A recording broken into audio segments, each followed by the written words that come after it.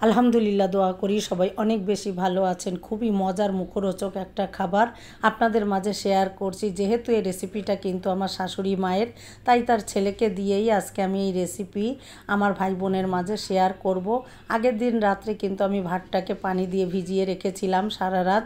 এবার সকালবেলা 11টার দিকে আমি তাকে ডেকে এইবার ভাতটা কিন্তু মাখাচ্ছি। এখানে আমি আরও কিছুটা পানি দিয়ে দিয়েছি আর 4টা ঝাল কুচি করে দিয়ে দিলাম।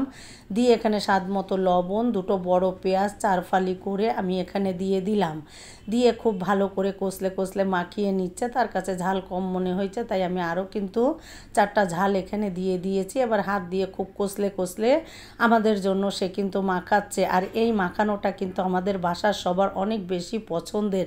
তার হাতের পান্তা ভাত মাখা, চানাচুর মাখা, এগুলো কিন্তু অসাধারণ। যে কোনো ভর্তা, এই জন্য মাখামাখির কাজটা আজকে তারই দিলাম। যেহেতু এটা আমার শাশুড়ি মায়ের রেসিপি, তাই আমার ভাই বোনের মাঝে শেয়ার করলাম। আর কয়েকদিন আগে যে আমি আমের টক আচারটা করেছিলাম, এবার আচারটা দিয়ে দিলাম। আমি আচার দিয়ে এইভাবে কিন্তু ভাত মাখিয়ে খাই যখন খেতে মন চায়।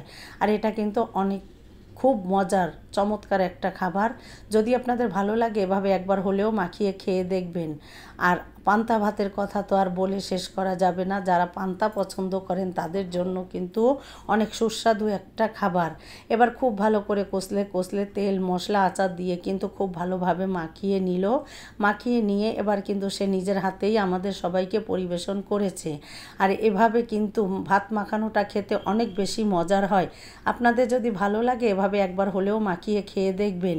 আসলে এই ভালোবাসাগুলো কখনোই কিন্তু আপনি টাকা দিয়ে মূল্যায়ন করতে পারবেন না। এই ভালোবাসাগুলো কিন্তু স্মৃতি হয়ে থেকে যাবে আজীবন। আলহামদুলিল্লাহ, সবাই দোয়া করবেন। ভালো লাগলে এভাবে আপনারাও একবার হলেও মাখিয়ে খেয়ে দেখবেন। উপর থেকে আমি একটু আরও আচার দিয়ে দিলাম, দিয়ে আমি কিন্তু পরিবেশন করেছিলাম। আর যেহেতু তার হাতের মাখানো সবার অনেক পছন্দ, আমি তাই সবাইকে দিয়েই কিন্তু খেয়েছি। আলহামদুলিল্লাহ, ভালো লাগলে সাথে থাকবেন, পুরো ভিডিও দেখবেন, লাইক কমেন্ট শেয়ার করবেন। সবাই অনেক ভালো থাকবেন। আমার পরিবারের জন্য দোয়া করবেন। আল্লাহ যেন আমাদের এভাবেই রাখে মৃত্যুর আগ পর্যন্ত। আমার ভাই বোনের জন্য রইল অনেক দোয়া। সবাই অনেক ভালো থাকবেন। আল্লাহ হাফেজ।